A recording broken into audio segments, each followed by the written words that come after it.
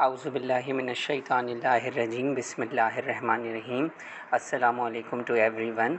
आज हम अपने स्टीरियो केमिस्ट्री के लेक्चर नंबर 2 की तरफ जो है वो मूव करेंगे और इसको कंटिन्यू करेंगे आगे तक। और हमने पिछले लेक्चर में इस बात को कंक्लूड किया था कि हमारे पास स्टीरियो केमिस्ट्री क्या होती है, और फिर हमने ये भी पढ़ा था कि ड्रग के स्ट्रक्चरल फीचर्स किस तरह से उसे मदद कर रहे होते हैं रिसेप्टर से बाइंडिंग में, और ड्रग के स्ट्रक्चरल फीचर्स अच्छे होना क्यों ज़रूरी हैं ताकि एक ड्रग स्टीरियो सिलेक्टिव हो और वो स्पेसिफिसिटी दे अपने एक्शन के अंदर। फिर हमने ये भी बात की थी कि हमारे पास आइसोमेरिज्म होती क्या है, आइसोमर्स क्या होते हैं, कितने टाइप की आइसोमेरिज्म होती है। उसमें से हमने ये देखा था कि स्ट्रक्चर आइसोमेरिज्म क्या होती है, जिसका दूसरा नाम था constitutional isomerism.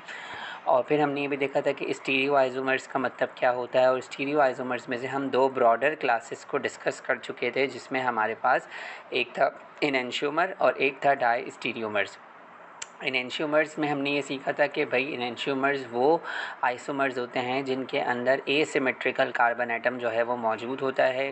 Concept of chirality आता है, यानी कि एक ऐसा कार्बन एटम उसमें मौजूद होगा जिसके चारों तरफ अलग अलग सब्स्टिट्यूएंट होंगे, एक जैसे एटम्स मौजूद नहीं होंगे, जिसकी वजह से उसके अंदर जो है वो ऑप्टिकली एक्टिव होने की सलाहियत जो है वो पैदा हो जाती है। और जब हम उस पर प्लेन पोलराइज्ड लाइट जो है वो फेंकते हैं तो या तो वो डेक्स्ट्रो रोटेटरी मूव करता है या तो वो लीवो रोटेटरी मूव करता है।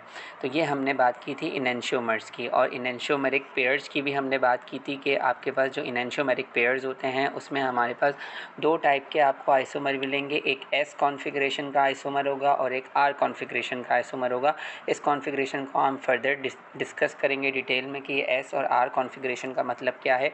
और प्लस और माइनस को हम ऑलरेडी डिस्कस कर चुके थे कि प्लस का मतलब ये होता है डेक्स्ट्रो रोटेटरी और माइनस का मतलब ये होता है लीवो रोटेटरी, यानी कि कंपाउंड जो होगा वो लाइट के एक्शन से या तो अपने एटम्स को जो है वो क्या कहते हैं लेफ़्ट साइड पे ओरिएंट कर लेगा, या तो अपने एटम्स को राइट साइड पे ओरिएंट करेगा बेस्ड ऑन द रोटेशन। सही है। और फिर हमने आगे सेकंड क्लास की बात की थी diastereomers. Diastereomers basically they are non super imposable, they are not mirror images. और डाई स्टीरियो आइसोमर्स में बेसिकली डबल बॉन्ड की जो है वो बेसिकली इन्वॉल्वमेंट आ जाती है कि वो रोटेशन को रिस्ट्रिक्ट कर देता है, जिसकी वजह से सिर्फ जो सब्स्टिट्यूएंट्स होते हैं जो डबल बॉन्ड से कार्बन कार्बन डबल बॉन्ड से अटैच होते हैं, सिर्फ उनकी पोजीशन की बेसिस के ऊपर ही हम उन्हें क्लासिफाई कर रहे होते हैं, जिसमें हमने बात की थी ज्योमेट्रिक आइसोमर्स की, जिसको हम फर्दर डिस्कस करेंगे सिस और ट्रांस की।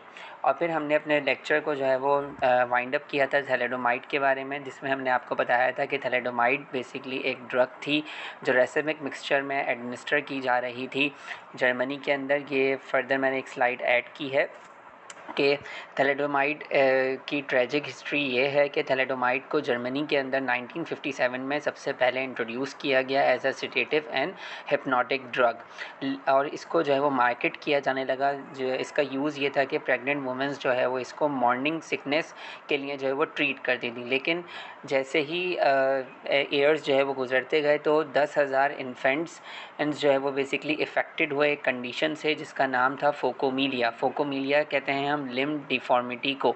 और दूसरी जो इन्फेंट्स थे उन जो सर्वाइव हुए, हाफ ऑफ द इन्फेंट्स जो सर्वाइव हुए उनके अंदर भी जो है वो डिफेक्ट्स देखे गए और डेफिशिएंसीज जो है वो देखी गई। और उसके बाद जब इस पर रिसर्च की गई तो ये बात पता लगी कि थैलेडोमाइड जो है वो बेसिकली आपके पास इनेंशियोमेरिक पेयर्स की फॉर्म में जो है वो एग्जिस्ट करती है, और इसके दो जो है वो बेसिकली इनेंशियोमर्स हैं जो एक दूसरे के मिरर इमेजेस हैं, जिसमें से एक आर कॉन्फ़िगरेशन का इनेंशियोमर है और एक एस कॉन्फ़िगरेशन का इनेंशियोमर है। जो एस वाला आइसोमर था बेसिकली वो टेरेटोजेनिक था। टेरेटोजेनिक का मतलब ये है कि वो फीटल डेवलपमेंट में जाके जो है वो हिंड्रेंस क्रिएट करता है, और ये क्या करता था, ये एंजियोजेनेसिस के प्रोसेस को जाके जो है वो इनहिबिट कर देता था, जिसकी वजह से न्यू ब्लड वेसल्स की फॉर्मेशन जो है वो रुक गई थी और जो है वो लिम्स की डिफॉर्मिटी जो है वो आ रही थी। बाकी जो इसका आर आइसोमर था बेसिकली वो एक्टिव था, बेसिकली वो जो है वो यूटोमर था, और वो जो है वो सेडेटिव और हिप्नोटिक प्रॉपर्टीज़ देने के लिए रिस्पॉन्सिबल था। और इसकी वजह से जो ये डिज़ास्टर हुआ, 10,000 बच्चे जो है वो इफ़ेक्ट हो गए इससे। तो इसकी वजह से जो है वो बेसिकली आपके पास इस पर रेगुलेशंस लगाई गई इसकी ड्रग की अप्रूवल पे, और इस ड्रग के यूज़ को जो है वो डिसकंटिन्यू कर दिया गया। इसके अलावा कुछ यहाँ पे मैंने और एग्जांपल्स भी जो है वो ऐड की हैं रिलेटेड टू द इरेंशियोमेरिक पेयर्स, जिसमें आप ये देख सकते हैं कि आपके पास वाइगाबैट्रिन जो कि एक एंटी एपिलेप्टिक ड्रग है, ये भी मार्केटेड की जाती है रेसिमिक मिक्सचर के फॉर्म में, और इसका एस आइसोमर जो है वो थेरेपेटिकली इफ़ेक्टिव है। सही है। इसी तरह से ट्रामाडोल जो कि आपके पास नारकोटिक एनाल्जेसिक है, बेसिकली वो भी रेसिमिक मिक्सचर की फॉर्म में जो है वो मार्केट किया जाता है, जिसके दो स्टीरियो आइसोमर्स हैं आर और एस, और जो है वो बेसिकली दोनों की ही जो है वो एनाल्जेसिक एक्टिविटी है, लेकिन जो प्लस यानी कि जो डेक्स्ट्रोरोटेटरी वाला आइसोमर है उसकी जो है वो बेसिकली आपके पास ओपियोइड रिसेप्टर से एफिनिटी जो है वो 20 टाइम्स जो है वो ज़्यादा है as compare to the negative isomer. तो ये जो है वो बेसिकली आप ये देख सकते हैं कि इनेंशियोमेरिक एक पेयर्स के अंदर जो है वो क्या कहते हैं किस तरह से जो है वो एक्टिविटी का जो है वो डिफरेंट आ रहा है और बाइंडिंग एफिनिटी का डिफरेंट आ रहा है based on the orientation of the atom. सही है। तो आप यहाँ देख सकते हैं कि आपके पास ये हमारे पास ट्रामाडोल है, और ट्रामाडोल का जो है वो पॉजिटिव वाला यानी कि डेक्स्ट्रोरोटेटरी वाला जो है वो क्या कहते हैं आइसोमर है। और अगर आप इसमें क्लियरिटी में देखें तो आपके पास ये जो टर्मिनल अमाइनो ग्रुप है इसका जो बॉन्ड है वो वेज है, वेज यानी कि वो जो है वो outside the plane of paper है। और अगर आप नेगेटिव वाले को देखें तो उसका जो है वो डैश बॉन्ड है यानी कि जो inside the plane of paper है। तो ये जो कॉन्फ़िगरेशन हम असाइन कर रहे हैं आर और एस कॉन्फ़िगरेशन, ये बेस्ड ऑन द बॉन्ड की जो है वो कॉन्फ़िगरेशन की बेसिस पे कर रहे हैं कि या वो वेज बॉन्ड है या तो वो डैश बॉन्ड यानी कि वो inside the plane of paper है या वो outside the plane of paper है। इसके अलावा हम आर और एस कॉन्फ़िगरेशन जो है वो purity of the chiral centre पे जो एटम्स लगे हुए होते हैं उनको प्योरिटाइज़ करके भी जो है वो देख रहे होते हैं कि कायरल सेंटर पे जो हमारे पास एटम्स लगे हुए हैं उनको प्योरिटाइज़ करके देखते हैं कि वो किस कॉन्फ़िगरेशन पे है। वो हम नेक्स्ट जो है वो स्लाइड में आपको जो है वो दिखाएंगे। तो यहाँ पर मैंने आपको जो है वो थैलेडोमाइड के बारे में बताया और कुछ डिफरेंट टाइप के जो है वो इनेंशियोमर्स के बारे में भी यहाँ पर मैंने आपको जो है वो डिफरेंट टाइप के इनेंशियोमेरिक पेयर्स के बारे में भी बता दिया, और जो है वो क्या कहते हैं कुछ हमने यहाँ पे एग्जांपल्स को भी जो है वो अच्छी तरह से देख लिया। अब आगे हम जाते हैं। तो कल हमने बात यहाँ पर वाइंड अप कर ली थी कि आपके पास जो है वो कि ये एक बहुत अच्छी एग्जांपल है इनेंशियोमर्स और डायस्टीरियोमर्स को समझने की। सबसे पहले मैं इसको मज़ीद क्लियर कर दूँ कि यहाँ पर हमारे पास दो टाइप की ड्रग्स हैं, एक एफेड्रिन है और एक सूडो एफेड्रिन है। सही है। अब एफेड्रिन के भी जो है वो एफेड्रिन के भी जो है वो बेसिकली एफेड्रिन जो है वो इनेंशियोमेरिक पेयर की फॉर्म में मौजूद है और सूडो एफेड्रिन भी इनेंशियोमेरिक पेयर की फॉर्म में मौजूद है। यानी कि आपके पास एफेड्रिन इन पॉजिटिव भी होगा, एफेड्रिन नेगेटिव भी होगा, यानी कि एफेड्रिन का डेक्स्ट्रोरोटेटरी भी होगा, एफेड्रिन का लीवोरोटेटरी भी होगा। इसी तरह से सूडो एफेड्रिन का लीवोरोटेटरी भी होगा और सूडो एफेड्रिन का डेक्स्ट्रोरोटेटरी भी होगा। यानी कि जो लीवो और डेक्स्ट्रो हैं वो एक दूसरे के क्या हैं, इनेंशियोमर। ये देखें आप कि ये एफेड्रिन पॉजिटिव और ये एफेड्रिन जो है वो नेगेटिव, ये दोनों जो है वो बेसिकली आपके पास क्या है, एक दूसरे के इनेंशियोमेरिक पेयर्स हैं। इनेंशियोमेरिक पेयर्स का मतलब क्या है कि ये एक दूसरे के मिरर इमेजेस हैं और ये जो है वो बेसिकली नॉन सुपर इम्पोजेबल हैं। और इसमें आपके पास दो कायरल सेंटर्स हैं। अगर आप और से इसमें देखेंगे तो हम यहाँ पे आपको दिखाएं कि इसमें हमारे पास दो कायरल सेंटर्स जो है वो मौजूद हैं। दो कायरल सेंटर्स जो है वो बेसिकली हमारे पास इसके अंदर मौजूद हैं। यहाँ पर आप देखेंगे तो ये एक कायरल सेंटर है जिस पे हाइड्रोक्सिल और हाइड्रोजन ग्रुप लगा हुआ है, और ये दूसरा कायरल सेंटर है जिसमें हमारे पास प्राइमरी अमाइन ग्रुप और हाइड्रोजन लगा हुआ है। और जो है वो बेसिकली पॉजिटिव और नेगेटिव एफेड्रिन में जो है वो बेसिकली ये एक दूसरे की इन्वर्टेड इमेजेस हैं, ये एक दूसरे की क्या हैं, मिरर इमेजेस हैं। तो यहाँ पर जो है वो क्या कहते हैं, आपको मैंने यहाँ पे क्लैरिटी कल भी दी थी कि अगर आप यहाँ पे हाइड्रोजन और हाइड्रोक्सिल ग्रुप को देखें नेगेटिव एफेड्रिन में और यहाँ पर पॉजिटिव एफेड्रिन में हाइड्रोजन और हाइड्रोक्सिल ग्रुप को देखें तो इन दोनों ने अपनी पोजीशंस को जो है वो क्या कर लिया है, चेंज कर लिया और इनकी बॉन्ड टाइप भी चेंज हो गई। यहाँ पर हाइड्रोक्सिल ग्रुप जो है वो वेज टाइप था नेगेटिव में, और यहाँ पर जो हाइड्रोक्सिल ग्रुप है वो डैश हो गया। तो इस तरह से जो है वो एक दूसरे के क्या हैं, ये एनेंशियोमर्स हैं। जो कार्बन बेंजीन रिंग के बराबर में है नेगेटिव एफेड्रिन के अंदर, यानी कि बेंजीन रिंग के बराबर वाला कार्बन जिससे हाइड्रोक्सिल ग्रुप और हाइड्रोजन अटैच हुआ हुआ है, ये जो है वो यहाँ पर किस फॉर्म में है, आर कॉन्फ़िगरेशन की फॉर्म में है। और जो आपके पास दूसरा वाला जो पॉजिटिव एफेड्रिन है उसमें बेसिकली आपके पास ये एस कॉन्फ़िगरेशन की फॉर्म है। तो इसका मतलब ये है कि आपके पास ये जो एनेंशियोमेरिक पेयर है एफेड्रिन का, ये जो है वो आपके पास आर और एस कॉन्फ़िगरेशन दोनों को जो है वो दोनों का एनेंशियोमेरिक जो है वो बेसिकली पेयर है। सही है, यानी कि इसको मैं और क्लैरिटी में आपको समझाऊं तो अगर आप ये पहले वाला कार्बन देखें तो इसकी कॉन्फ़िगरेशन जो है वो एस है, और अगर आप दूसरा वाला स्टीरियो कार्बन देखें तो इसकी कॉन्फ़िगरेशन जो है वो क्या है, आर है।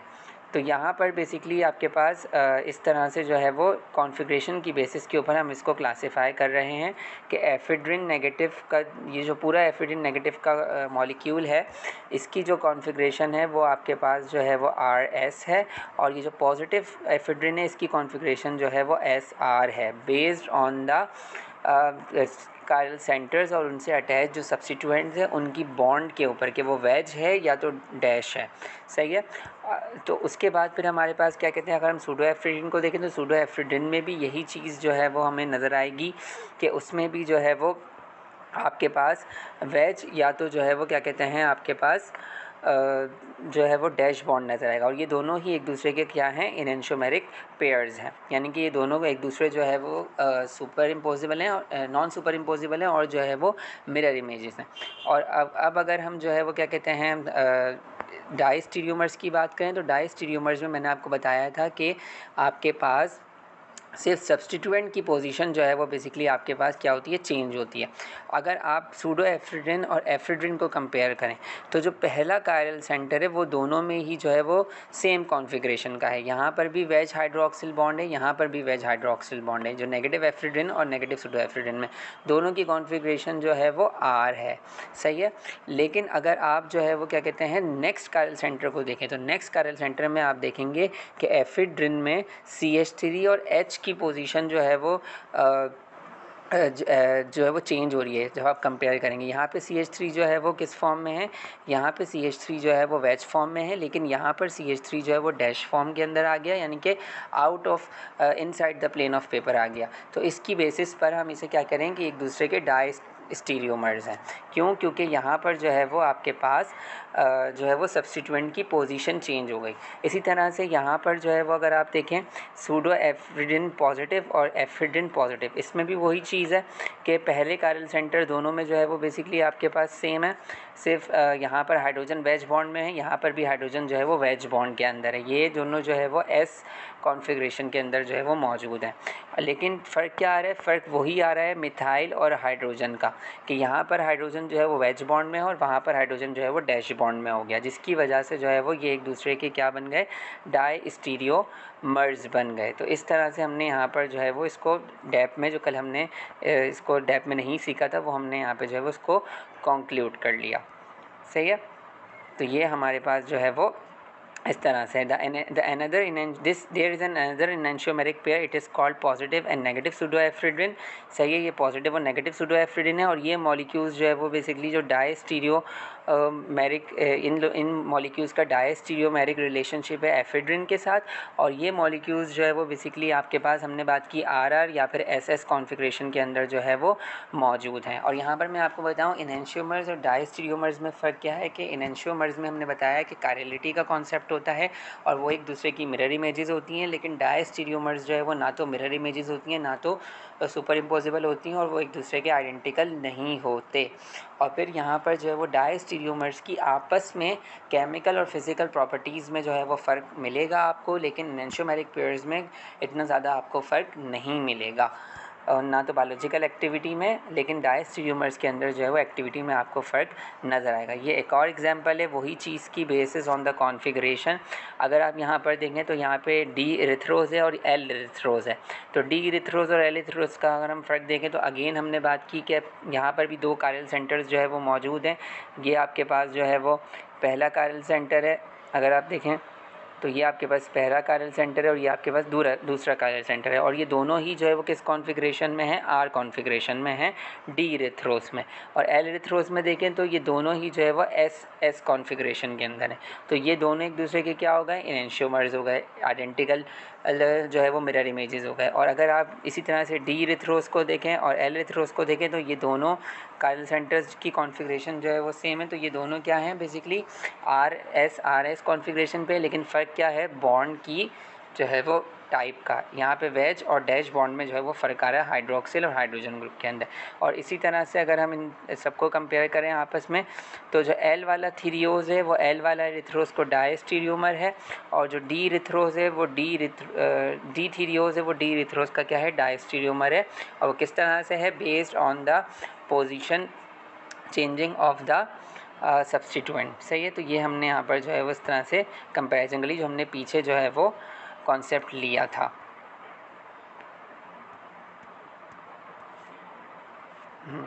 नेक्स्ट वी हैव, अब यहाँ पे हम समझते हैं आर और एस कॉन्फ़िगरेशन का जो है वो मतलब क्या है।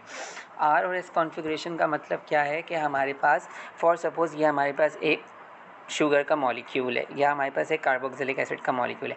अब हम जो है वो पहले कायरल सेंटर को लोकेट करेंगे। तो यहाँ पर आप देखें तो ये वाला जो बेसिकली कार्बन है ये इसका कायरल सेंटर है। अब कायरल सेंटर से हम जो है वो फंक्शनल ग्रुप की नंबरिंग करेंगे। जब हम नंबरिंग कर रहे होते हैं फंक्शनल ग्रुप की, तो सबसे पहले जो हमारे पास सबसे लीस्ट प्योरिटी हम जो देते हैं फंक्शनल ग्रुप को, वो हाइड्रोजन को, मतलब अगर सिंगल हाइड्रोजन होगा तो उसकी प्योरिटी सबसे कम होगी, लेकिन अगर उसके साथ कोई और एटम लगा हुआ होगा और नंबर ऑफ़ हाइड्रोजन्स जो वो ज़्यादा होंगे तो उसकी प्योरिटी जो है वो बेसिकली बढ़ती चली जाएगी। तो अगर आप यहाँ पर देखें तो हमारे पास क्या कहते हैं, अगर हम देखें तो यहाँ पे नाइट्रोजन के साथ जो है वो 2 हाइड्रोजन लगे हुए हैं, तो इस कार्बन के साथ जो अटैच हुआ है तो हमने इसको पहला नंबर दे दिया। उसके बाद फिर हम नेक्स्ट पे आए तो यहाँ पर हाइड्रोक्सिल के साथ हाइड्रोजन के साथ एक ऑक्सीजन लगा तो हमने इसको 2 नंबर दे दिया। और फिर जब हम थर्ड पे आए तो थर्ड पे सिर्फ हाइड्रोजन था तो हमने उसको लीस्ट प्योरिटाइज़ कर दिया। तो अगर आप देखें तो नंबरिंग जो है वो क्लॉकवाइज यहाँ पर चल रही है। अगर कायरल सेंटर के जो सब्स्टिट्यूएंट लगे हुए हैं उसमें अगर नंबरिंग क्लॉकवाइज चलेगी तो वो जो इनेंशियोमेरिक पेयर होगा बेसिकली वो आर कॉन्फ़िगरेशन का होगा। किस कॉन्फ़िगरेशन का होगा, आर कॉन्फ़िगरेशन का होगा। ये बात आप इस तरह से समझें कि ये आर कॉन्फ़िगरेशन का मतलब ये है कि अगर क्लॉकवाइज सब्स्टिट्यूएंट की जो है वो प्रायोरिटी अगर हम रखेंगे। फिर अगर हम बात करें एस इनेंशियोमर की, तो एस इनेंशियोमर में बेसिकली हमारे पास we move towards the counter clockwise. S enantiomer में हम किस तरह मूव करते हैं, काउंटर क्लॉकवाइज मूव करते हैं। अब काउंटर क्लॉकवाइज का मतलब क्या है कि अगर आप देखें एस इनेंशियोमर में क्या हुआ, हमने बात की कि अब यहाँ पर जो है वो राइट साइड पे था आर में नाइट्रोजन ग्रुप अमाइनो ग्रुप, अब यहाँ पे जो है वो लेफ़्ट साइड पे आ गया। तो अब नंबरिंग जो है वो क्या हो गई, चेंज हो गई। तो यहाँ पे देखें तो NH2 पहले हमने दिया, फिर उसके बाद हाइड्रोजन को हम दूसरा नंबर नहीं दे सकते क्योंकि वो लेस प्योरिटी है। फिर हमने हाइड्रोक्सिल ग्रुप को जो है वो सेकंड प्योरिटी दी और लास्ट में हमने हाइड्रोजन को थर्ड प्योरिटी दी। तो ये किस तरह मूव कर रहा है, काउंटर क्लॉकवाइज मूव कर रहा है। तो ये कौन सा इनेंशियोमर बन जाएगा, एस इनेंशियोमर बन जाएगा। तो ये इस तरह से कॉन्फ़िगरेशन का मैंने आपको समझाना था कि कॉन्फ़िगरेशन जो है वो on the basis of the substituent की नंबरिंग से जो है वो की जाती है, और पॉजिटिव और नेगेटिव जो असाइनमेंट की जाती है वो रोटेशन की बेसिस पे की जाती है upon the action of the plane polarized light. और जो डैश बॉन्ड होता है बेसिकली जो हमारे पास है वो behind the plane of paper होता है, और जो वेज बॉन्ड होता है वो towards the plane of paper जो है वो बेसिकली हमारे पास हो रहा होता है। तो ये हमने यहाँ पर जो है वो इसको भी डिस्कस कर लिया। अब हम नेक्स्ट पे मूव करते हैं। यहाँ पर आके हमारे पास इनेंशियोमर्स और डायस्टीरियोमर्स, इनेंशियोमर्स की जो है वो हमने पूरी थ्योरी जो है वो कंप्लीट कर ली। सही है। अच्छा, अब हमारे पास आते हैं बेसिकली सेकंड जो है वो class that is known as diastereomers, और डायस्टीरियोमर्स की ही जो है वो फर्दर क्लास जिसे हम कहते हैं ज्योमेट्रिक आइसोमर्स। अब ज्योमेट्रिक आइसोमेरिज्म बेसिकली वो टाइप ऑफ आइसोमेरिज्म होती है और उन मॉलिक्यूल्स में देखी जाती है जिसके अंदर कोई डबल बॉन्ड या तो रिजिड रिंग सिस्टम जो है वो मौजूद होता है। ऐसे सारे मॉलिक्यूल जिनके अंदर रिजिड रिंग सिस्टम मौजूद होगा, जिनके अंदर कॉन्जुगेशन होगी, हाइपर कॉन्जुगेशन होगी, या जिनके अंदर डबल बॉन्ड मौजूद होगा स्ट्रक्चर में, तो उनकी डबल बॉन्ड की मौजूदगी की वजह से जो सब्स्टिट्यूएंट्स होते हैं उनकी रोटेशन क्या हो जाएगी, रिस्ट्रिक्टेड हो जाएगी। और जब वो रोटेशन नहीं करेंगे तो रोटेशन नहीं करने की वजह से जो है वो क्या होगा, उनकी पोजीशन क्या होगी, सिर्फ वो अपनी पोजीशन को जो है वो चेंज कर सकते हैं based on the plane of symmetry. सही है, प्लेन ऑफ सिमेट्री की बेसिस के ऊपर उनकी पोजीशन जो है वो चेंज होगी, या तो वो सेम प्लेन पर होंगे या तो वो जो है वो अपोजिट प्लेन पर होंगे। और ये जो ज्योमेट्रिक आइसोमर्स होते हैं ये एक दूसरे के मिरर इमेजेस नहीं होते। और मैंने पहले भी बताया आपको कि डायस्टीरियोमर्स जब एक दूसरे के मिरर इमेजेस नहीं हैं तो इनकी फिज़ायोकेमिकल प्रॉपर्टीज़ में भी फ़र्क आएगा और इनकी फार्माकोलॉजिकल एक्टिविटीज़ में भी फ़र्क आएगा। क्यों? क्योंकि डिस्टेंस की अब यहाँ पे बात आ जाएगी कि जो जो आपके पास सब्स्टिट्यूएंट लगे हुए होंगे अगर वो सेम प्लेन पर होंगे तो उनका डिस्टेंस कुछ और होगा, और अगर वो अपोजिट प्लेन पर होंगे तो उनका डिस्टेंस कुछ और हो जाएगा, जिसकी वजह से जो है वो उनकी बाइंडिंग एफिनिटी पे फ़र्क आएगा। और बाइंडिंग एफिनिटी पे फ़र्क आने की वजह से एज वेल एज उनकी फिज़ायोकेमिकल प्रॉपर्टीज़ पे भी ऑलरेडी फ़र्क आएगा, क्योंकि बॉन्ड लेंथ का रिलेशन जो है वो फिज़ायोकेमिकल प्रॉपर्टीज़ से भी जो है वो होता है।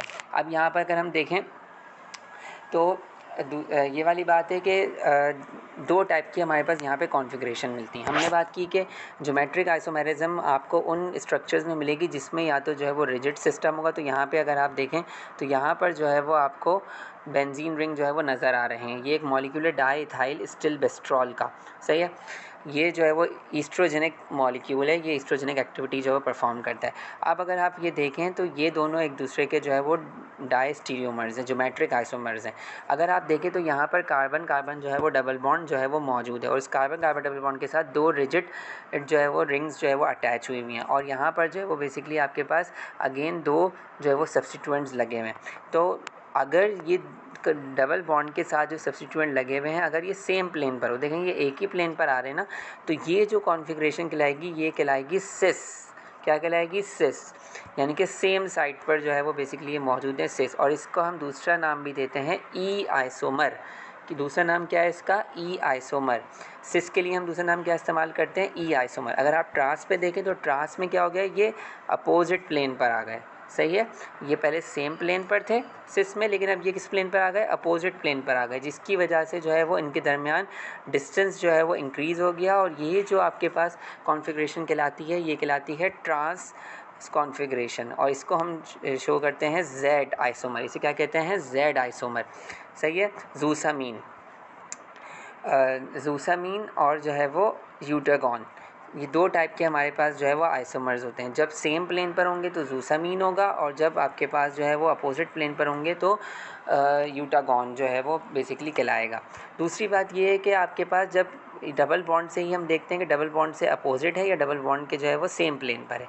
सेम प्लेन पर है तो सिस, और अगर अपोजिट प्लेन पर है तो ट्रांस। अब देखें यहाँ पर अगर हम इसकी बायोलॉजिकल एक्टिविटी को जो है वो कंपेयर करें तो यहाँ पर ये वाली बात लिखी हुई है कि ये दोनों मॉलिक्यूल्स जो है वो इक्वली जो है वो सेम रिसेप्टर से बाइंड नहीं करते। क्यों? क्योंकि इनका जो फंक्शनल ग्रुप मौजूद है, ऑल्थो इन दोनों के पास सेम फंक्शनल ग्रुप मौजूद है, लेकिन उन फंक्शनल ग्रुप की जो ओरिएंटेशन है, जो इन फंक्शनल ग्रुप की जो है वो कॉन्फ़िगरेशन है, एक जो है वो प्लेन ऑफ सिमेट्री पर है और एक जो है वो opposite to the plane of symmetry पर है। तो जो opposite to the plane of symmetry पर है उसकी जो प्रॉपर्टी है बेसिकली वो ज़्यादा अच्छी है as compare to the plane of symmetry वाले जो है वो क्या कहते हैं आपके पास मॉलिक्यूल की। सिस डाईइथाइल स्टिलबेस्ट्रॉल की जो एक्टिविटी है एस्ट्रोजेनिक वो सिर्फ 7% है as compare to the trans वाले की जो है वो बेसिकली एक्टिविटी जो है वो ज़्यादा है as compare to the cis, सही है।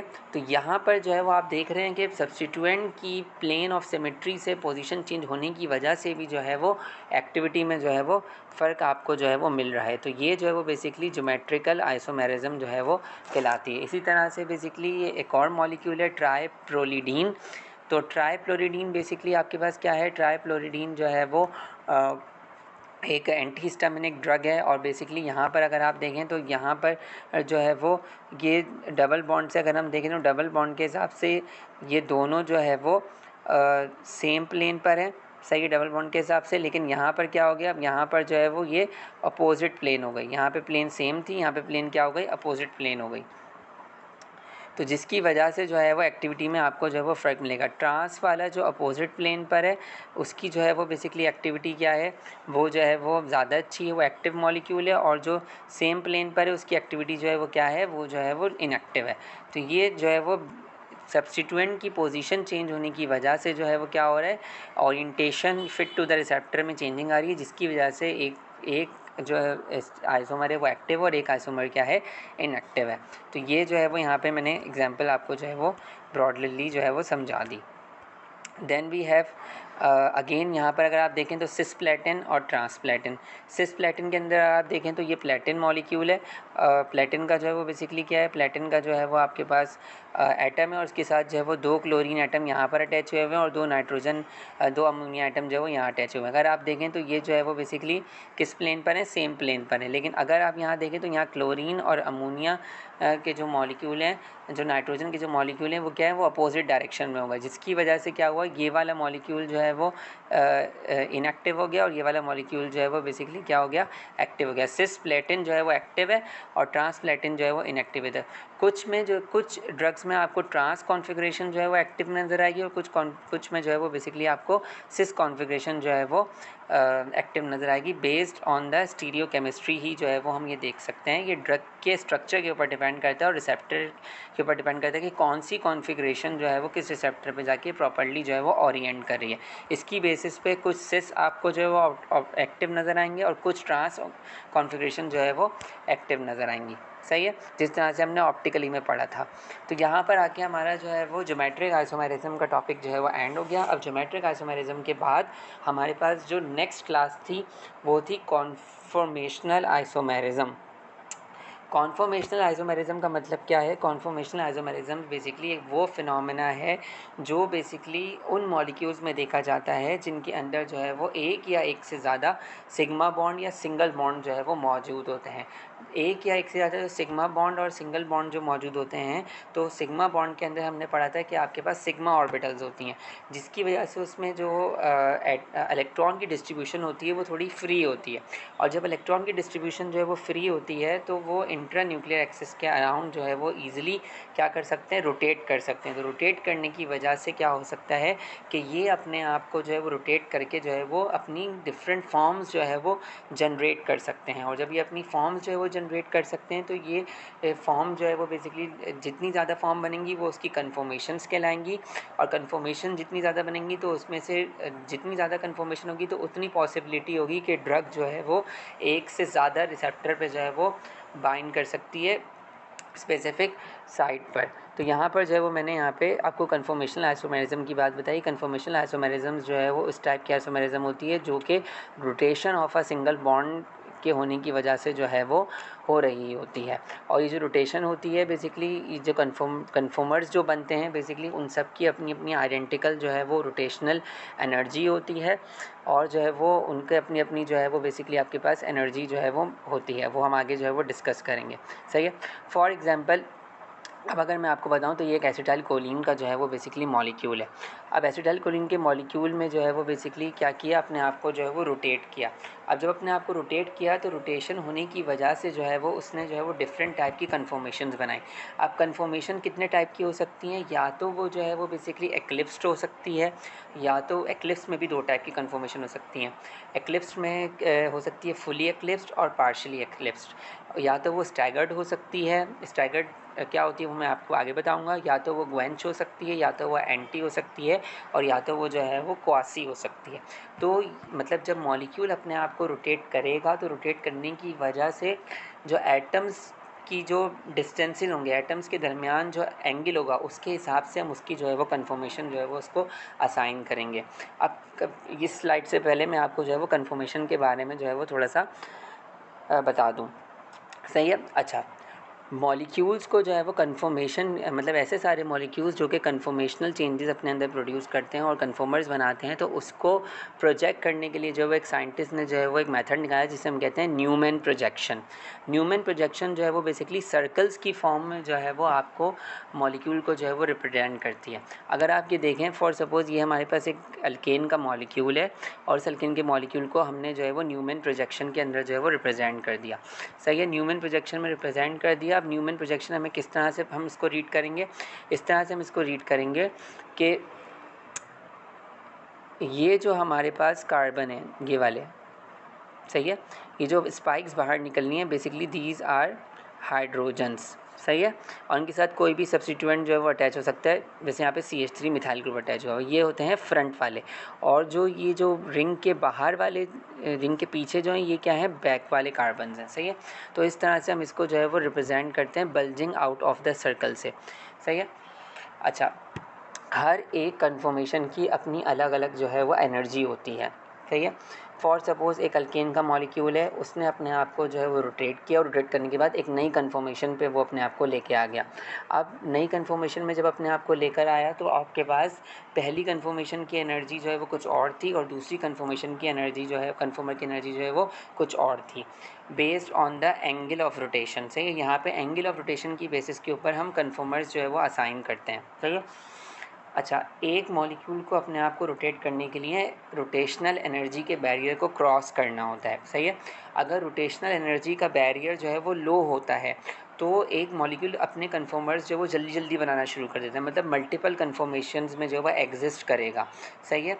लेकिन अगर रोटेशनल एनर्जी का जो बैरियर होगा वो बहुत ज़्यादा लॉन्ग होगा, मतलब उसको बहुत ज़्यादा टाइम लगेगा अपने आप को जो है वो दूसरी कन्फर्मेशन में लाने के लिए, तो वो मॉलिक्यूल जो है वो बेसिकली एक स्टेबल कन्फर्मेशन पे जो है वो ठहरा रहेगा। और जब वो एक स्टेबल कन्फर्मेशन में ठहरा रहेगा जिसकी वजह से उसकी रोटेशन जो है वो रिस्ट्रिक्ट हो जाएगी और वो स्टेबिलिटी जो है वो अचीव हो जाएगी, तो उस पर्टिकुलर टाइप ऑफ कन्फर्मर को हम क्या कहेंगे, रोटामर कहेंगे, सही है। यानी कि वो कन्फर्मेशन जिस पे आपके पास मॉलिक्यूल जब रोटेट कर जाता है और वो लॉन्गर टाइम ऑफ पीरियड के लिए जो है वो अपने आप को स्टेबलाइज कर लेता है और जो है वो क्या कहते हैं, अपने आप को जो है वो इसी कन्फर्मेशन पे ठहर रखता है for the longer time of period, तो वो टाइप ऑफ कन्फर्मर जो है वो क्या कहलाता है, रोटामर कहलाता है, सही है। और अगर जो है वो बेसिकली एनर्जी बैरियर जो है वो बेसिकली बहुत लो होता है तो रोटेशन जो है वो रिस्ट्रिक्ट नहीं हो पाती, रोटेशन फ्री होती है और मॉलिक्यूल अपने आप को जल्दी जल्दी मल्टीपल कन्फर्मर्स में जो है वो कन्वर्ट कर लेता है। और अगर हम कन्फर्मर को आइसोलेट नहीं कर पाएँ, यानी कि अगर कन्फर्मर का जो टाइम स्केल है वो बहुत लॉन्ग है और हम उसे आइसोलेट नहीं कर पाएँ, तो हमारे पास जो है वो टाइप ऑफ आइसोमेरिज्म जो है वो कहलाती है ए ट्रॉप आइसोमेरिज्म। यानी कि हम उस वक्त जो है वो उसको आइसोलेट नहीं कर पाएंगे डिफरेंट टेक्निक्स के ज़रिए, स्पेक्ट्रोफोटोमीटर के ज़रिए या दूसरी टेक्निक के ज़रिए हम उस कन्फर्मर को आइसोलेट नहीं कर सकते, सही है।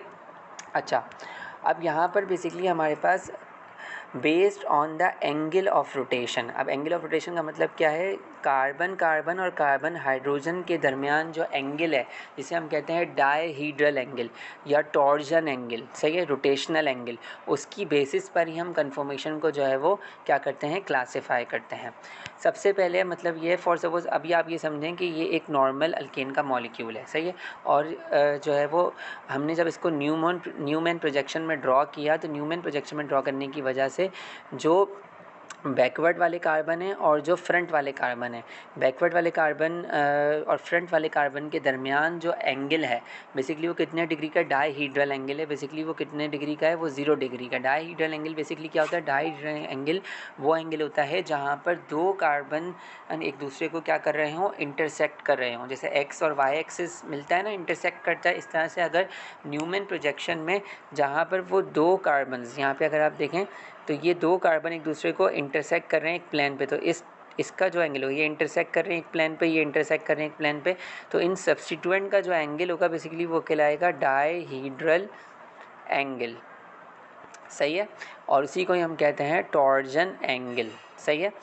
और सही है, अगर आपके पास डायहीड्रल एंगल यानी कि मॉलिक्यूल ने अपने आप को रोटेट किया, रोटेट करने की वजह से अगर उसका डायहीड्रल एंगल या टॉर्जन एंगल 0 डिग्री हो जाता है, मतलब दोनों सब्स्टिट्यूएंट्स जो है वो दोनों कार्बन के सब्स्टिट्यूएंट्स हैं वो क्लोजली एज पॉसिबल आ गए, मतलब एक दूसरे के इंतहाई करीब हो गए, तो वो जो आपके पास कन्फर्मेशन कहलाएगी वो कहलाएगी फुली एक्लिप्स्ड कन्फर्मेशन। कौन सी कन्फर्मेशन कहलाएगी, फुली एक्लिप्स्ड कन्फर्मेशन कहलाएगी। यानी कि अगर कार्बन कार्बन और कार्बन हाइड्रोजन के दरमियान जो डायहीड्रल एंगल है या टॉर्जन एंगल है अगर वो 0 डिग्री होगा, यानी कि दोनों के सब्स्टिट्यूएंट क्लोजली एज पॉसिबल आ गए, दोनों के इंतहाई करीब हो गए एक दूसरे के, तो वो जो आपके पास कन्फर्मेशन कहलाएगी वो कहलाएगी एक्लिप्स कन्फर्मेशन। और एक्लिप्स में भी कौन सी कहलाएगी, फुली एक्लिप्स, क्योंकि दोनों के दरमियान डिस्टेंस जो है वो ना होने के बराबर, डिस्टेंस बहुत ज़्यादा करीब हो गया, सही है, एक दूसरे के बहुत ज़्यादा करीब आ गए। अच्छा, अब मैंने आपको बताया कि हर एक कन्फर्मेंट की अपनी जो है वो एक एनर्जी होती है जो उसकी स्टेबिलिटी को जो है वो बता रही होती है। तो फुली एक्लिप्स में अगर आप देखें तो फुली एक्लिप्स जो है वो कन्फर्मेशन है जो एनर्जेटिकली अनफेवरेबल है, यानी कि अनस्टेबल है। क्यों अनस्टेबल है? क्योंकि जब हमारे पास ये दो कार्बन एटम एक दूसरे के करीब आ गए तो इनके दरमियान जो इलेक्ट्रॉन क्लाउड था उसने जो है वो बेसिकली रिपल्जन करना शुरू कर दी। क्या करना शुरू कर दी? इनके दरमियान जो इलेक्ट्रॉन क्लाउड था, सिग्मा ऑर्बिटल्स के अंदर जो इलेक्ट्रॉन्स थे उन्होंने जो है वो बेसिकली क्या किया, रिपल्जन करना शुरू कर दिया। और रिपल्जन करने की वजह से इस मॉलिक्यूल के ऊपर जो है वो टॉर्जन स्ट्रेन बनना शुरू हो गया।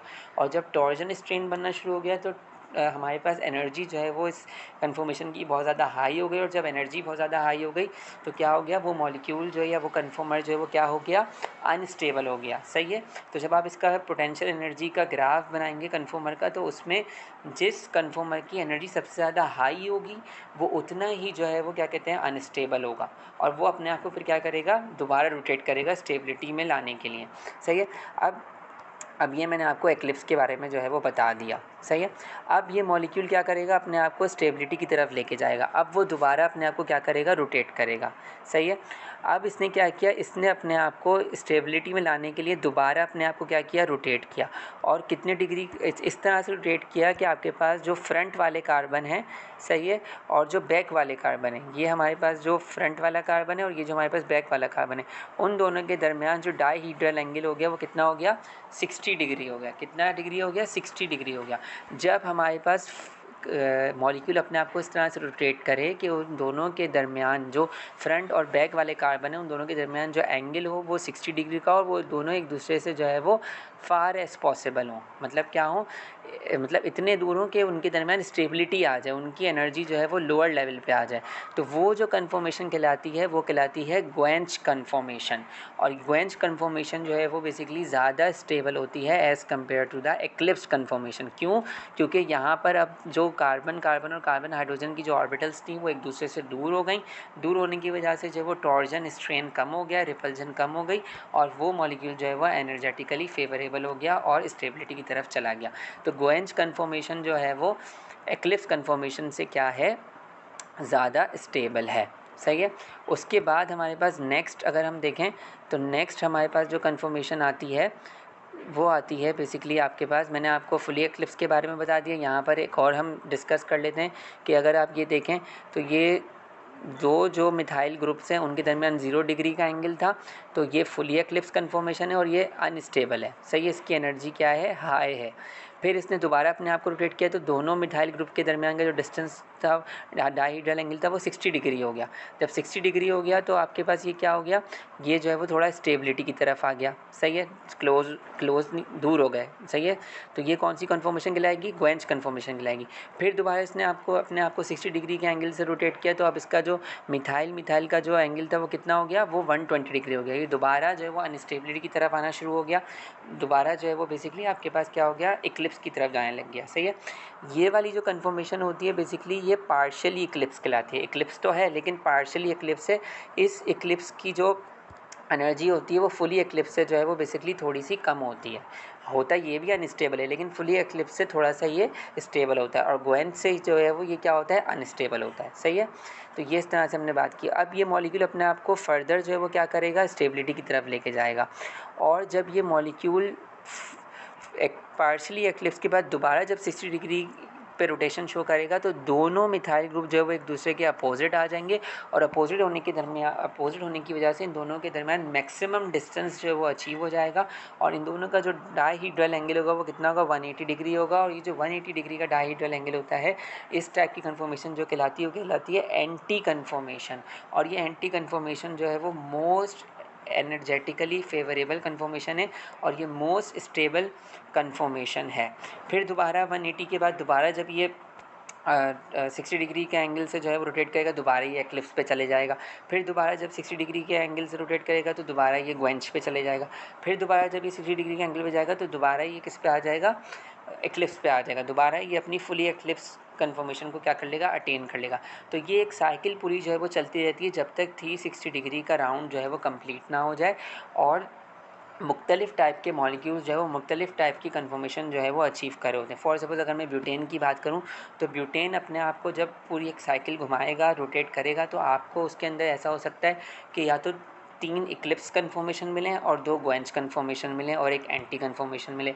अगर आप दूसरा मॉलिक्यूल उठाएंगे तो क्या पता उसमें 2 इक्लिप्स मिले, 2 ग्वेंच मिले और 2 एंटी मिले। तो ये मॉलिक्यूल के स्ट्रक्चर की बेसिस के ऊपर ही डिफरेंट टाइप की वो कन्फॉर्मर्स को जो है वो अचीव कर सकता है, और हर एक कन्फॉर्मेशन की जो स्टेबिलिटी होती है वो अलग अलग होती है, उनका डायहीड्रल एंगल अलग अलग होता है और उनकी जो है वो एनर्जी जो है वो अलग अलग होती है।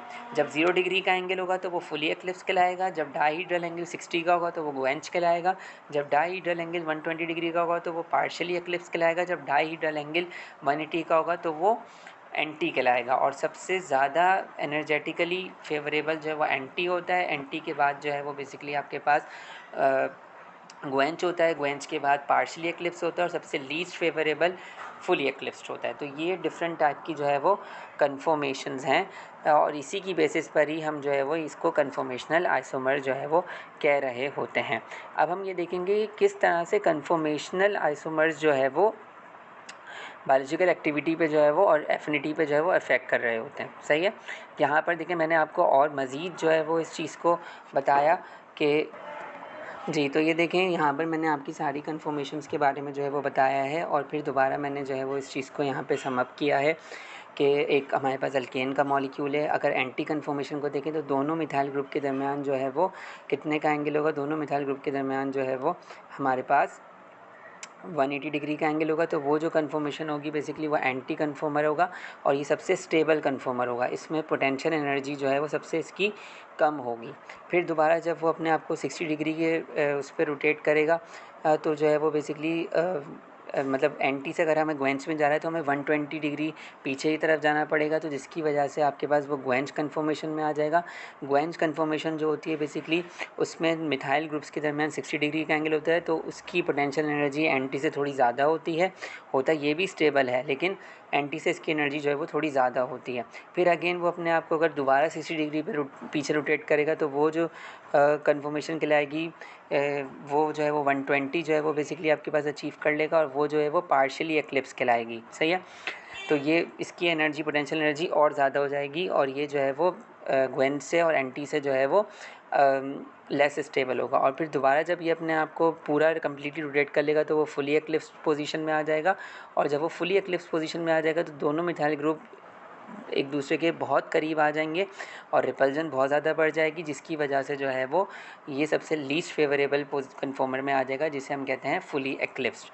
तो ये मैंने आपको यहाँ पे बात कर ली कि हर एक कन्फॉर्मर की अलग अलग जो है वो एनर्जी होती है और रोटेशन डायहीड्रल एंगल जो है वो अलग होता है। सही है। उसके बाद अगर हम यहाँ पर जो है वो आगे की बात करें तो यहाँ पर देखें अगर आप, तो मैंने आपको ये क्लासिकल एग्जांपल जो है वो दी है कि हर एक कन्फॉर्मर की जो है वो अपनी अपनी जो है वो क्या होती है, अलग जो है वो एनर्जी होती है और एनर्जी के साथ साथ जो है वो अपने अपने जो है वो रोटेशनल एंगल्स होते हैं। फॉर सपोज़ ये जो है वो अभी एक मॉलिक्यूल था। सही है। अगर आप देखें स्टार्टिंग से तो इसका जो अभी रोटेशनल एंगल था वो कितना था, 0 था। सही है। अभी इसने कुछ जो है वो रोटेशन नहीं की। सही है। इसने अपना रोटेशनल एंगल क्या किया, 0 था और जो है वो बेसिकली इसके जो मिथाइल ग्रुप्स थे वो क्या थे, अपोजिट डायरेक्शन में थे। सही है।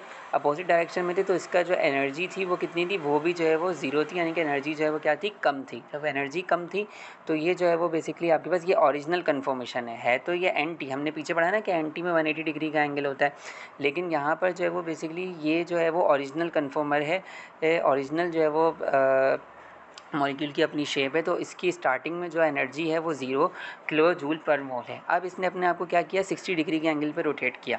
जब इसने अपने आप को 60 डिग्री के एंगल पर रोटेट किया तो ये इसकी एनर्जी जो है वो क्या हो गई, बढ़ गई। सही है।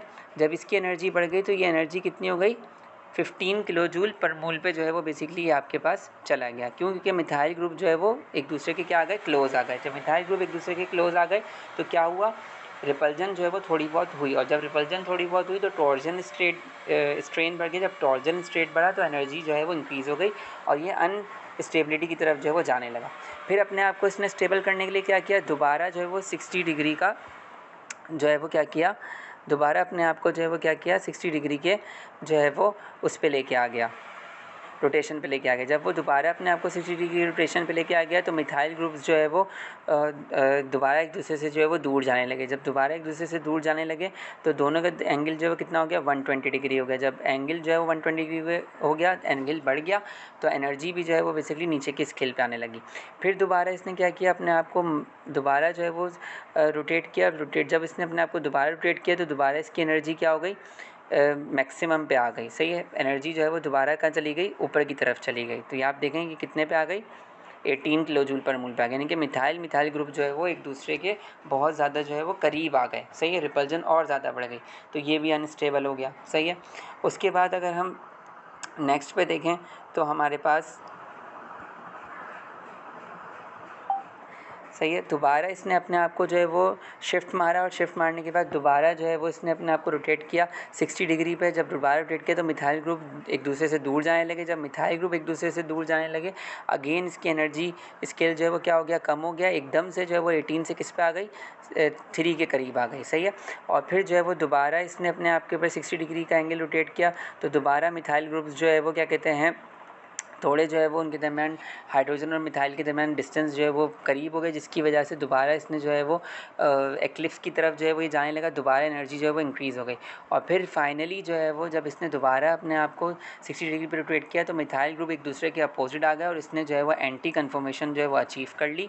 और जब इसने एंटी कन्फर्मेशन अचीव कर ली तो ये अपने जो है वो दोबारा ओरिजिनल स्टेबल कन्फर्मेशन पे जो आ गया। तो मकसद ये आपको समझाना था कि हर एक कन्फर्मर की एनर्जी जो है वो अलग अलग होती है based on the rotational energy. सही है, और अगर हम इस ग्राफ को देखें तो यहाँ पर हमारे पास कुछ मैक्सिमम पॉइंट्स हमें मिलने, देखें ये मैक्सिमम है, ये सबसे मैक्सिमम है, ये मैक्सिमम है, और कुछ लोअर पॉइंट्स मिल रहे हैं, ये लोअर पॉइंट है, ये लोअर पॉइंट है। तो वो कन्फर्मर जो कि आपके पास जिनकी एनर्जी जो है वो एक दूसरे के इक्विवेलेंट होती है, जैसे करीब करीब होती है, देखें ये दोनों इक्विवेलेंट पे आ रहे हैं ना, ये भी 6 और 3 के दरम्यान आ रही है इसकी एनर्जी, ये भी 6 और 3 के दरम्यान आ रही है। तो वो सारे कन्फर्मर्स जिनकी जो है वो बेसिकली एनर्जी इक्विवेलेंट होती है, एक दूसरे के करीब करीब होती है, तो वो कन्फर्मर जो है वो क्या कहलाते हैं, स्टैगर्ड कहलाते हैं। क्या कहलाते हैं, स्टैगर्ड मतलब वो कन्फर्मर जो एनर्जी जिनकी जो है वो इक्विवेलेंट होती है, करीब करीब जो है वो एनर्जी होते हैं और लोकल मिनिमा के ऊपर जो है वो एक दूसरे से रिसेंबल कर रहे होते हैं। देखिए ये मैक्सिमम कहलाता है, ये जो क्या है मैक्सिमम है, और ये मिनिमम है, नीचे वाले क्या है मिनिमम है। मैं दोबारा आपको यहाँ पे क्लियरिटी दे दूँ, देखें जो हाईएस्ट पॉइंट होते हैं, जो हाईएस्ट कन्फर्मेशंस होती हैं वो कहलाती हैं मैक्सिमा। क्यों, क्योंकि एनर्जी जो है वो उस पर मैक्सिमम पे होती है। और ये कहलाती है लोकल मैक्सिमा। लोकल मैक्सिमा क्यों कहलाती है, क्योंकि हर एक कन्फर्मर की एनर्जी क्या है, अलग अलग है बेस्ड ऑन इस डायहीड्रल एंगल। और जो लोएस्ट पे होती हैं उन्हें हम कहते हैं लोअर लोकल मिनिमा, सबसे नीचे वाली पे। और दो कन्फर्मर जिनकी जो है वो एनर्जी जो है वो एक दूसरे से इक्विवेलेंट हो वो स्टैगर्ड कहलाती हैं। तो यहाँ पर मैंने आप उसके कॉन्सेप्ट को मज़ीद जो है वो आपको यहाँ पे जो है वो मज़ीद इस चीज़ को एलोबरेट कर दिया कि हर कन्फर्मर की अपनी अपनी जो है वो रोटेशनल जो है वो एंगल होता है और हर किसी का जो है वो अपनी अपनी जो है वो एनर्जी होती है। एनर्जी के हिसाब से ही वो जो है वो क्या करता है, अपने आप को स्टेबल या अनस्टेबल करता है और तब तक वो रोटेट करते रहता है जब तक वो जो है वो अपनी ओरिजिनल कन्फर्मेशन जो है वो अचीव ना कर ले। और हर कन्फर्मर की जो है वो बाइंडिंग एफिनिटी जो है वो अलग अलग होगी, क्योंकि हर कन्फर्मर के दरमियान जो एंगल है बिटवीन द सब्स्टिट्यूएंट्स वो डिफरेंट है। या तो कन्फर्मर जो है वो एक कन्फर्मर एक उसमें जो किसी रिसेप्टर से बाइंड कर होगा, दूसरा कन्फर्मर दूसरी स्टेट में किसी और रिसेप्टर से बाइंड कर होगा। यानी कि एक रिसेप्टर से बाइंडिंग के लिए अगर उसे एंटी कन्फर्मेशन चाहिए, लेकिन दूसरे रिसेप्टर से बाइंडिंग के लिए उसे ग्वेंच कन्फर्मेशन में चाहिए, तो वो ग्वेंच में चले जाएगा। सही है, तो ये हम इसी चीज़ को हम अभी एसिटाइलकोलिन के ऊपर जो है वो रख के देखेंगे कि किस तरह से कन्फर्मेशन से जो है वो रिसेप्टर बाइंडिंग में फ़र्क आता है। सही है, और कौन सी कन्फर्मेशन किस रिसेप्टर से बाइंडिंग के लिए जो है वो रिस्पॉन्सिबल होती है। सही है, अच्छा, और एक और बात मुझे यहाँ पे आपको समझानी थी कि जो difference between the lower local minima और difference between the local maxima, जो ये लोकल मैक्सिमा की जो एनर्जी है फॉर सपोज़ ये 18 किलो जूल पर मोल है, और जो लोकल जो मिनिमा की जो एनर्जी है, नीचे वाली की एनर्जी फॉर सपोज़ वो जो है वो 3 है। तो इन दोनों का जो डिफरेंस होगा, सही है, 18 को जब हम 3 से माइनस करेंगे वो क्या है 15 किलोजूल पर मोल। तो ये जो डिफरेंस आ रहा है ये कहलाता है रोटेशनल बैरियर एनर्जी, यानी कि एक मॉलिक्यूल को इतनी एनर्जी को जो है वो क्रॉस करना होगा अपने आप को स्टेबल करने के लिए। जब वो अपनी हायर एनर्जी पे था तो उसका हायर कन्फॉर्मेशन पे था तो उसकी जो है वो एनर्जी 18 किलोजूल पर मोल थी, और जब उसको स्टेबिलिटी की तरफ जाना है तो उसको 3 तक जो है वो जाना है, तो कितना बैरियर उसको जो है वो कितनी एनर्जी का बैरियर जो है वो तय करना है, 15 किलोजूल पर मोल का एनर्जी का बैरियर जो है वो तय करना है। अब अगर ये बैरियर जो है वो बहुत ज़्यादा लंबा होगा, मतलब अगर 15 से ज़्यादा 20 हो गया, 40 हो गया, 50 हो गया, तो मॉलिक्यूल जो होगा वो रोटेशन इतनी जल्दी जल्दी नहीं करेगा, वो अपने आप को एक स्टेबल रोटेशन पे फिक्स कर लेगा। और जब वो अपने आप को स्टेबल रोटेशन पे फिक्स कर लेगा for a longer period of time, तो वो जो स्टेबल रोटेशन होगी, वो जो स्टेबल कन्फॉर्मेशन होगी, वो कहलाएगी रोटामर। वो स्पेसिफिकली क्या कहलाएगा, रोटामर कहलाएगा। लेकिन अगर ये वाला जो बैरियर होगा वो बहुत छोटा होगा, एनर्जी जो है वो कम चाहिए होगी, तो वो अपने आप को मल्टीपल कन्फॉर्मेशन में जो है वो कन्वर्ट करता रहेगा, और उसको आइसोलेट करना जो है वो आइसोलेट करना जो है वो, अगर हम उसको आइसोलेट करेंगे तो हमें मल्टीपल कन्फॉर्मेशंस मिलेंगी, जिसकी वजह से जो है वो क्या कहलाएगा, कन्फॉर्मर कहलाएगा। सही है। तो यहाँ पर मैंने इस चीज़ को भी मज़ीद और डेप्थ में जो है वो आपको बता दिया। अब हम पीछे वापस दोबारा आते हैं कि किस तरह से जो है वो कन्फॉर्मेशन चेंज होने की वजह से रिसेप्टर बाइंडिंग में जो है वो फ़र्क आता है। यहाँ पर मैं आपको जो है वो एक एग्जांपल दूंगा किसकी, एसिटाइल कोलिन की। सही है। अब अगर आप एसिटाइल कोलिन इनको देखें तो एसिटाइल कोलिन बेसिकली एक पैरासिम्पैथेटिक नर्वस सिस्टम का न्यूरोट्रांसमीटर है, और वो पैरासिम्पैथेटिक नर्वस सिस्टम में जो पैरासिम्पैथेटिक रिसेप्टर्स होते हैं, जो दो मेन रिसेप्टर होते हैं, मस्क्यूरेनिक रिसेप्टर और निकोटिनिक रिसेप्टर, वो उनसे बाइंडिंग करके जो है वो अपना इफेक्ट प्रोड्यूस करता है। मस्क्यूरेनिक की भी डिफरेंट सब टाइप्स होती हैं और निकोटिनिक की भी डिफरेंट सब टाइप्स होती हैं। अब मस्क्यूरेनिक में कुछ जो होते हैं वो इनहिबिटरी होते हैं और कुछ जो है वो स्टिमुलेटरी होते हैं, और निकोटिनिक जो है वो वोल्टेज गेटेड आयन चैनल होते हैं, वो स्टिमुलेशन ही परफॉर्म करवाते हैं। अब सवाल ये पैदा होता है कि एसिटाइल कोलिन एक वक्त में एक जगह इनहिबिटरी इफेक्ट किस तरह दे रहा है और एक वक्त में एक जगह एक्साइटेटरी इफेक्ट किस तरह दे रहा है, और एक वक्त में वो एक जगह मस्क्यूरेनिक से कैसे बाइंड कर रहा है और निकोटिनिक से कैसे बाइंड कर रहा है, ये बेस्ड करता है उसकी कन्फॉर्मेशन के ऊपर। एसिटाइल कोलिन का जो मॉलिक्यूल होता है उसमें हमारे पास ऐसे टर्मिनल अमाइनो ग्रुप होता है और एसिटो ऑक्सी ग्रुप होता है। सही है। क्या ग्रुप होता है, एसिटो ऑक्सी ग्रुप होता है, और हमारे पास जो है वो टर्मिनल अमाइनो ग्रुप होता है और एसिटो ऑक्सी ग्रुप होता है। एसिटो ऑक्सी और टर्मिनल अमाइनो ग्रुप के डिस्टेंस की बेसिस के ऊपर ही वो जो है वो आपके पास डिफरेंट रिसेप्टर से जो वो बाइंड करता है। फॉर सपोज एसिटाइल कोलिन का मॉलिक्यूल क्या कर रहा है, निकोटिनिक रिसेप्टर को रीच कर रहा है। जब वो निकोटिनिक रिसेप्टर को रीच कर रहा है तो उसको निकोटिनिक रिसेप्टर से बाइंड करने के लिए ग्वेंज कन्फॉर्मेशन में आना पड़ेगा। ग्वेंज कन्फॉर्मेशन में आना पड़ेगा। जब वो ग्वेंज कन्फॉर्मेशन में आएगा तो क्या होगा, एसिटो ऑक्सी ग्रुप और जो टर्मिनल अमाइनो ग्रुप है उसके दरमियान जो एंगल होगा वो कितना होना चाहिए, वो 60 डिग्री का एंगल जो है वो होना चाहिए। इन दोनों के दरमियान कितने डिग्री का एंगल होगा, 60 डिग्री का एंगल होगा। जब वो 60 डिग्री का एंगल अचीव कर लेगा तो तब वो इस प्रॉपर ओरिएंटेशन में आ जाएगा, प्रॉपर कन्फॉर्मेशन में आ जाएगा कि वो निकोटिनिक रिसेप्टर से बाइंड कर ले। बनिस्बत इसके आपके पास मस्क्यूरेनिक रिसेप्टर से बाइंडिंग के लिए उसको जो है वो अपनी जो है वो ट्रांस कन्फॉर्मेशन में आना पड़ेगा, एंटी कन्फॉर्मेशन में आना पड़ेगा, अपने आप को एक्सटेंड करना पड़ेगा। जो एसिटो ऑक्सी ग्रुप होगा और जो मिथाइल जो आपके पास अमाइनो ग्रुप होगा, उन दोनों के दरमियान 180 डिग्री का एंगल होना चाहिए, यानी कि मॉलिक्यूल अपने आप को एक्सटेंड करे, फैला दे। सही है। क्यों, क्योंकि देखें रिसेप्टर का भी फ़र्क है। मस्क्यूरेनिक रिसेप्टर जो है वो जी प्रोटीन कपल रिसेप्टर होता है और उसमें 7 ट्रांस मेम्ब्रेन हेलिकल स्ट्रक्चर होते हैं, वो बहुत बड़ा रिसेप्टर होता है। तो एसिटाइल कोलिन को प्रॉपर्ली फिट करने के लिए अपने आप को जो है वो एक्सटेंड करना पड़ेगा, अपने दोनों सब्स्टिट्यूएंट के दरमियान 180 डिग्री का शिफ्ट करना पड़ेगा, जिसकी वजह से वो एंटी स्टेट में आ जाएगा, ट्रांस स्टेट में आ जाएगा, और वो स्टेट जो है वो फेवरेबल होगी मस्क्यूरेनिक रिसेप्टर से बाइंडिंग के लिए। बनिस्बत इसके निकोटिनिक रिसेप्टर मेटाबोट्रॉपिक रिसेप्टर नहीं है, वो voltage gated ion channel receptor है। उसमें एक फिक्स्ड जो है वो पॉकेट मौजूद है, वो पॉकेट जो है वो डीप होती है, जिसकी वजह से मॉलिक्यूल को जो है वो अपने आप को श्रिंक करना पड़ता है। तो इसलिए एसिटाइल कोलिन क्या करेगा, एसिटो ऑक्सी ग्रुप और मिथाइल ग्रुप अमाइनो ग्रुप के दरमियान जो वो 60 डिग्री का एंगल कर लेगा, जिसकी वजह से मॉलिक्यूल क्या हो जाएगा, श्रिंक हो जाएगा, और वो जो है वो रिंग की स्टेट में आ जाएगा। सही है। क्या होगा, एसिटो ऑक्सी ग्रुप और मिथाइल ग्रुप के दरमियान एक बॉन्ड बन जाएगा, इंट्रा मॉलिक्यूलर बॉन्डिंग हो जाएगी इन दोनों के दरमियान।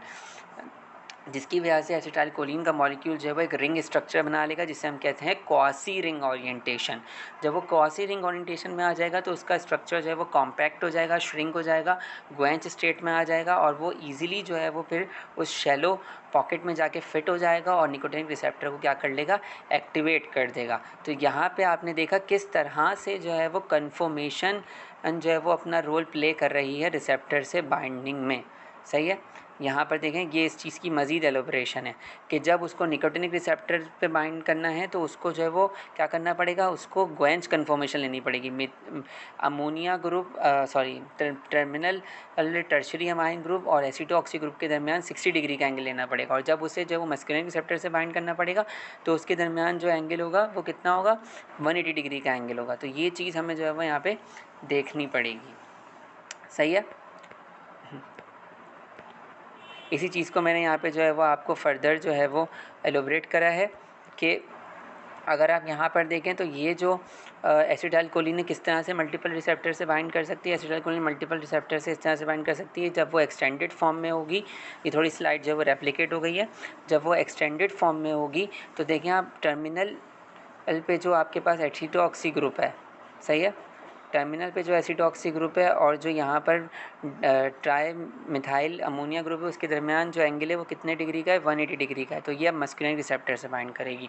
और जब वो एसिटाइलकोलिन जो है वो जब बाइंड करने जा रही होगी अपने जो है वो क्या कहते हैं उस ग्रुप से, निकोटिनिक रिसेप्टर से, तो आप देखें एसिटो ऑक्सी ग्रुप और मिथाइल ग्रुप ने आपस में क्या कर लिया है, एक जो है वो बॉन्ड फॉर्म कर लिया है। अपने आप को जो है वो 60 डिग्री पे रोटेट करके दोनों में इंट्रामोलिकुलर बॉन्डिंग होकर एक रिंग स्ट्रक्चर फॉर्म कर लिया है।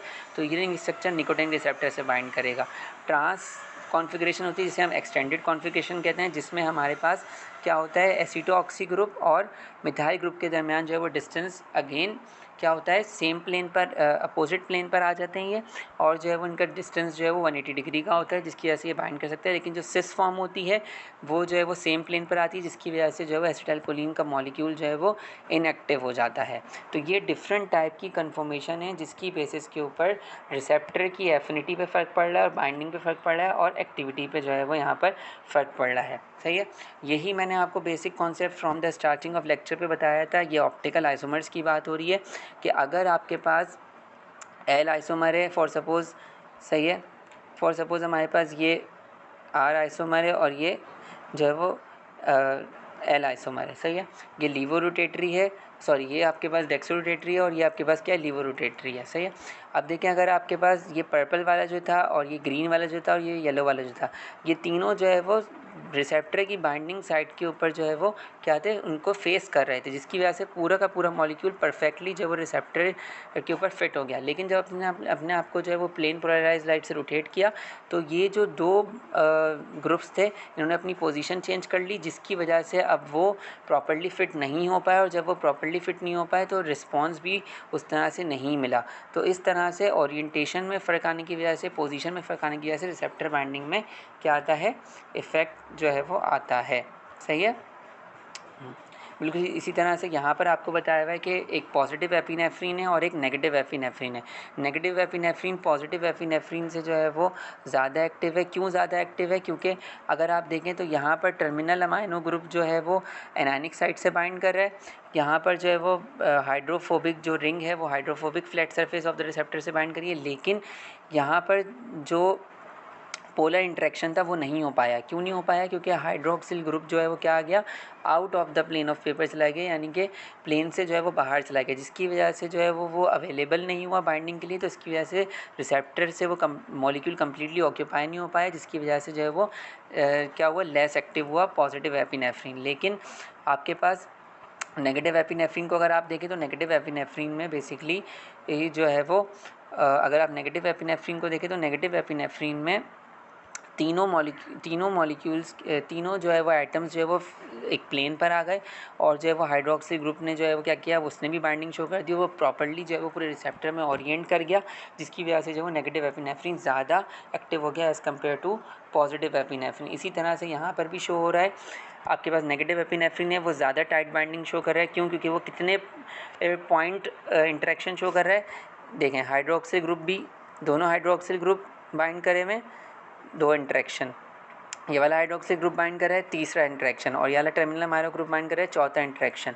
तो ये 4 पॉइंट के ज़रिए इंटरेक्ट कर रहा है। क्यों? क्योंकि इसके ग्रुप्स जो है वो इस तरह से जो है वो अलाइन हुए हुए हैं, इस तरह से इस पोजीशन पे हैं, इस ओरिएंटेशन में, कि वो प्रॉपर्ली रिसेप्टर के हर चीज़ को जो है वो हर जगह जो है वो बाइंड करें। लेकिन पॉजिटिव एपिनेफ्रिन में आ जाएँ तो पॉजिटिव एपिनेफ्रिन में देखें ये हाइड्रोक्सिल ग्रुप क्या हो गया, 20 रिसेप्टर के इस वाले साइड से दूर चला गया, जिसकी वजह से इसकी बाइंडिंग क्या हो गई, वीक हो गई। जब इसकी बाइंडिंग वीक हो गई तो पॉजिटिव एपिनेफ्रिन जो है वो लेस एक्टिव हो गया as compare to negative epinephrine. इसमें 3 पॉइंट इंटरेक्शन हमें मिला, इंटरेक्शन कम हुआ तो बाइंडिंग एफिनिटी भी क्या हो गई, कम हो गई। जब बाइंडिंग एफिनिटी कम हो गई तो लेस एक्टिव हो गया। और फिर लास्ट वाला जो है वो एन मिथाइल डोपामीन, तो ये स्ट्रक्चर ही बिल्कुल अलग है, तो इसकी एफिनिटी और बाइंडिंग एफिनिटी और इसका इफेक्ट जो है वो क्या होगा, चेंज होगा। सही है। इसमें हाइड्रोक्सिल ग्रुप है ही नहीं, जिसकी वजह से इसकी बाइंडिंग एफिनिटी जो है वो बिल्कुल ही जो है वो क्या होगी, चेंज होगी। यहाँ पे हाइड्रोक्सिल ग्रुप है ही नहीं। ऑल तो इसके पास हाइड्रोक्सिल ग्रुप टर्मिनल पे हैं और जो है वो अमाइनो ग्रुप मौजूद है, लेकिन जो बेसिक पोलर इंटरेक्शन वाला है वो इसके अंदर मौजूद ही नहीं है। तो ये चीज़ जो है वो इस तरह से जो है वो सब्स्टिट्यूएंट की जो पोजीशन है उसमें चेंज आने की वजह से रिसेप्टर बाइंडिंग में जो है वो क्या आता है, फ़र्क आता है। सही है। तो यहाँ पे भी हमने इस चीज़ को जो है वो क्या कर लिया, डिस्कस कर लिया। सही है। यही चीज़ यहाँ पर दोबारा एलोब्रेट करके बताई गई है कि ये वाला जो है वो 3 पॉइंट इंटरेक्शन शो कर रहा है, ये वाला जो है वो 2 पॉइंट इंटरेक्शन शो कर रहा है, और ये वाला जो है वो 1 पॉइंट इंटरेक्शन शो कर रहा है, जिसकी वजह से इनकी जो है वो स्ट्रक्चरल फीचर्स में चेंजिंग आने की वजह से बाइंडिंग एफिनिटी में क्या हो रही है, चेंजिंग आ रही है। सही है। इसको मज़ीद अगर हम देखें तो ये हमारे पास क्या है, आइसोप्रोटेनोल है। आइसोप्रोटेनोल बेसिकली बीटा रिसेप्टर का क्या है, एगोनिस्ट है। वो बीटा रिसेप्टर को क्या करता है, एक्टिवेट करता है। ये एल आइसोप्रोटेनोल है और ये क्या है, डी आइसोप्रोटेनोल है। तो एल आइसोप्रोटेनोल में आपको कितने इंटरेक्शन मिलने हैं, 1, 2 और 3। ये प्रॉपर्ली तीनों पॉकेट से जो है वो बेसिकली बाइंड कर रहा है और ये फुल इंटरेक्शन जो है वो क्या कर रहा है, शो कर रहा है। तो ये ज़्यादा एक्टिव होगा। लेकिन डी आइसोप्रोटेनोल में देखें तो आपके पास क्या हो रहा है, हाइड्रोक्सिल ग्रुप जो है वो ऊपर चला गया, जिसकी वजह से पोलर इंटरेक्शन नहीं हो पाया, तो ये क्या होगा, लेस एक्टिव होगा। सही है। और एल प्रोपेनोल को देखें तो एल प्रोपेनोल का स्ट्रक्चर ही अलग है, स्ट्रक्चर अलग है। तो क्या होगा आपके पास यहाँ पर जो है वो डबल जो है वो बेसिकली आपके पास एरोमेटिक रिंग आ गई और इसमें हाइड्रोक्सिल ग्रुप नहीं थे, जिसकी वजह से इसके इंटरेक्शन जो है वो बेसिकली क्या हो गया, वीकर हो गया। और ये ड्रग क्या बन गई, ये ड्रग जो है वो एंटागोनिस्ट बन गई। और एंटागोनिस्ट बनने के साथ साथ जो है वो ये ड्रग क्या करेगी, अब उस रिसेप्टर को इनहिबिट करेगी। क्यों? क्योंकि इसमें बल्की ग्रुप आ गया। उसने क्या किया, बल्की ग्रुप ने क्या किया, रिसेप्टर को जो है वो ब्लॉक कर दिया, एंटागोनाइज कर दिया।